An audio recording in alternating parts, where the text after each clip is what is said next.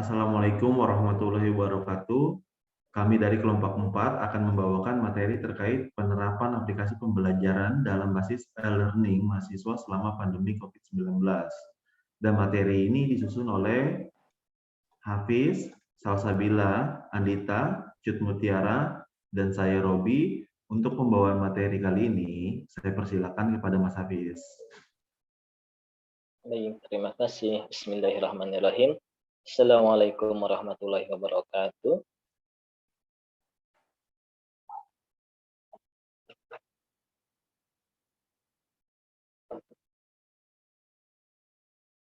Next, silahkan slide.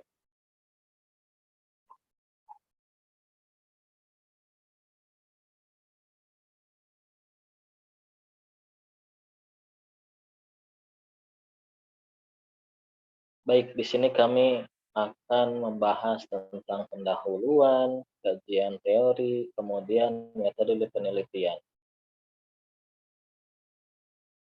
Next.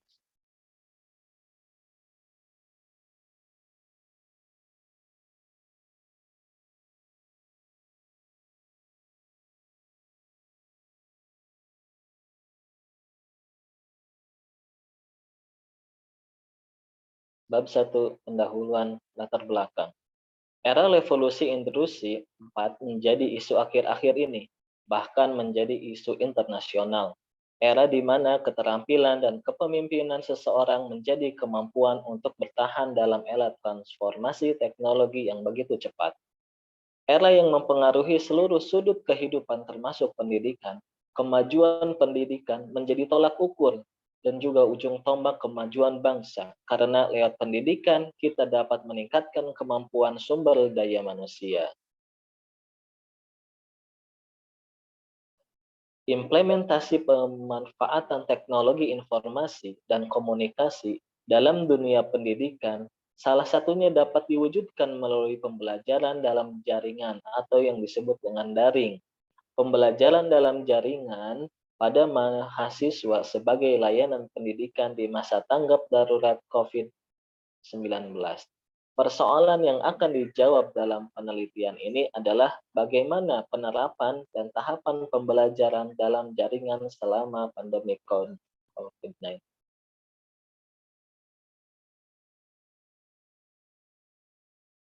Selanjutnya pada bab 2, kajian teori pengertian pembelajaran dalam jaringan. E-learning merupakan suatu jenis belajar mengajar yang memungkinkan tersampaikannya bahan ajar kepada mahasiswa dengan menggunakan media internet atau media jaringan komputer lainnya yang tidak mengharuskan dilakukan secara tatap muka antara pendidik dan peserta didiknya. Tujuan pembelajaran jarak 1, yang pertama, meningkatkan kadar interaksi pembelajaran antara mahasiswa dengan dosen atau instruktur. Kemudian yang kedua, memungkinkan terjadinya interaksi pembelajaran dari mana saja dan kapan saja, time and place flexibility. Yang ketiga, menjangkau peserta didik dalam cakupan yang luas, potensial to reach a global audience. Dan yang keempat, mempermudah penyempurnaan dan penyimpanan materi pembelajaran, easy updating of content as well as accessible compatibility. Pembelajaran daring pada masa pandemi COVID-19. Pada tanggal 16 Maret 2020, terkait dengan adanya kejadian luar biasa penyebaran virus COVID-19, maka Indonesia menerapkan adanya aturan untuk belajar dari rumah. Adanya pandemi coronavirus disease atau COVID-19 ini telah memaksa manusia pada suatu masa di mana pembelajaran dan pendidikan bukan soal tatap muka dan pertemuan antara dosen dengan mahasiswa. Pembelajaran saat ini telah bergeser, yakni tak terbatas ruang dan waktu, ataupun topik pembelajaran. Materi pembelajaran yang selama ini disampaikan oleh guru sebatas ruang kelas sudah tidak relevan dan tak lagi menjadi tren. Masuk ke bab 3 mengenai metode penelitian. Jenis penelitian. Metode yang digunakan peneliti pada penelitian ini adalah metode penelitian kualitatif.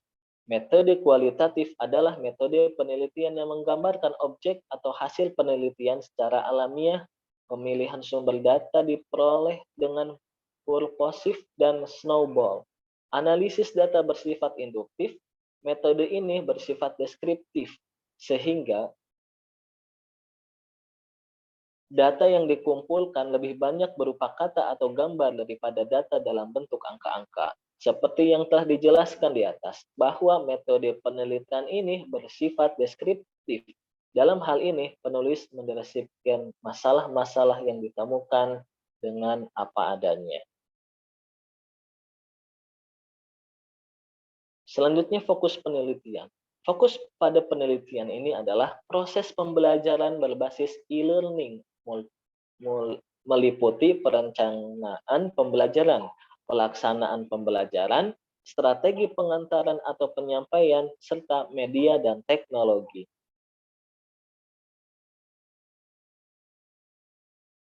Instrumen penelitian. Lembar observasi. Instrumen penelitian pertama yang digunakan dalam penelitian ini adalah lembar observasi, yang mana instrumen ini sebagai acuan dalam pengamatan saat penelitian. Menurut Sugiono, observasi merupakan suatu rangkaian yang kompleks, di mana tersusun dari berbagai proses biologis dan proses psikologis. Sedangkan menurut Rianto, observasi merupakan pengumpulan data yang menggunakan pengamatan yang dilakukan secara langsung maupun tidak langsung. Teknik pengumpulan data yang pertama yaitu observasi. Observasi non-partisipan yaitu penelitian melakukan observasi terhadap pelaksanaan pembelajaran daring dengan mengamati proses pembelajaran baik melalui Google Meet, Google Classroom, ataupun Zoom. Kemudian yang kedua yaitu dokumentasi. Studi pusaka atau dokumentasi dalam teknik pengumpulan data ini merupakan jenis data sekunder yang digunakan untuk membantu proses penelitian, yaitu dengan mengumpulkan informasi yang terdapat dalam artikel, surat kabar, buku-buku, maupun karya ilmiah pada penelitian sebelumnya. Terima kasih, itulah yang bisa kami sampaikan. Mohon maaf jika ada kesalahan. Wassalamualaikum warahmatullahi wabarakatuh. Waalaikumsalam warahmatullahi wabarakatuh.